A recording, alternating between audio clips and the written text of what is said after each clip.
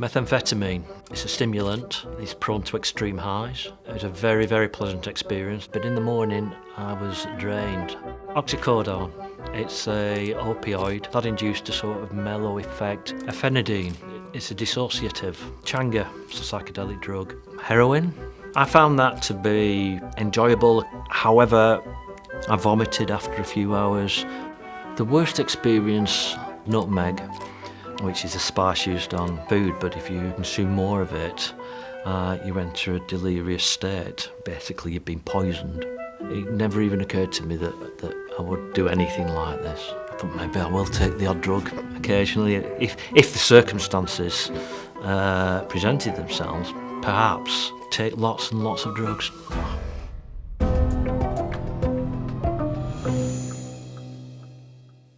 I'm Dominic Milton-Trott. Over a 10-year period, I self-administered 157 different psychoactive drugs and wrote a book called The Drug User's Bible, documenting the vital safety information for each.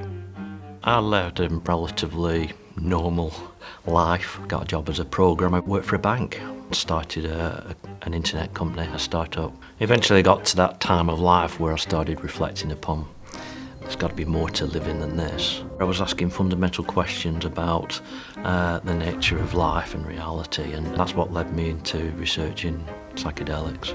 And there was references to a drug called ayahuasca, a botanical, and that produces a 4 or 5 hour visionary experience. And it was during the research for that particular adventure, obviously the forums and the social media platforms, it was hard to miss the fact that posters would occasionally just disappear off the radar.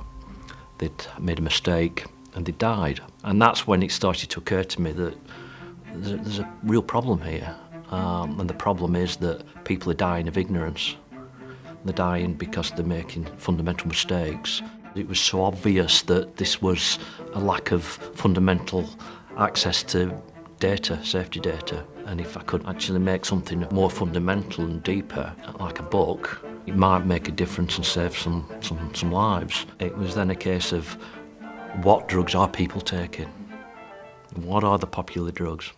The Drug User's Bible includes the onset time, the duration, appropriate dosage, and anything else which might be central to mitigate and reduce the risk of users. I provide a subjective experience report of what it was like for me. The reason that's important is, firstly, give people a feel for what it's going to be like, but also have some sort of idea of how much loss of subjectivity they're going to actually experience. Is there a compulsion to take more? Am I going to lose my sensibilities in terms of balance? Am I going to be safe in a public place?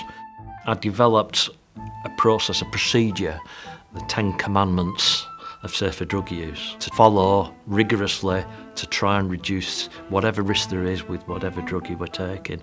Number 1, research, research, research. You're going to take a drug. If you are going to do that and embark on that course, know what you're taking, know what its effects broadly are likely to be. Test it is a specific third step, and the reason it is however confident you are in your supplier, you can't be 100%. A lot of drugs have different effects dependent upon how much you take.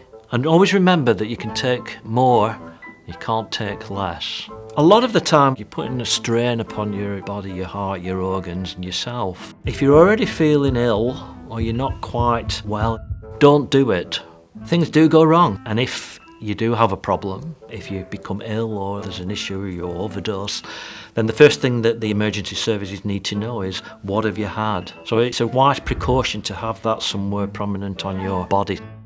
Ignorance kills, and it certainly does in this arena. If your son or daughter are going to take a drug, would you prefer that they went into this blind without any safety knowledge at all, or would you prefer that they were armed with risk mitigation procedures, accurate dosing information, onset values, and all the data that will help them to take it and navigate it safely? All these people are dying. I'd have had to carry that with me if I hadn't have done the book. That was the entire objective of the book, and I know to some degree it's been successful, but obviously there's huge potential for it to save a lot more lives.